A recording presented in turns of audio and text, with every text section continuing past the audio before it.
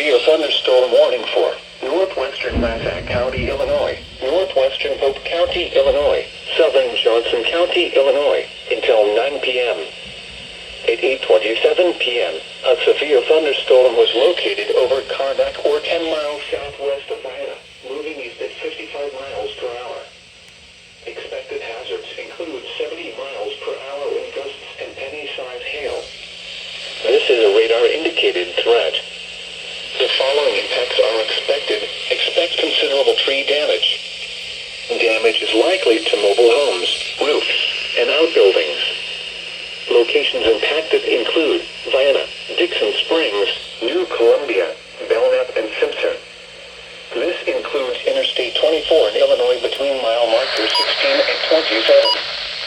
Repeating, a severe thunderstorm warning has been issued until 9 p.m. for the following counties in Illinois: Johnson,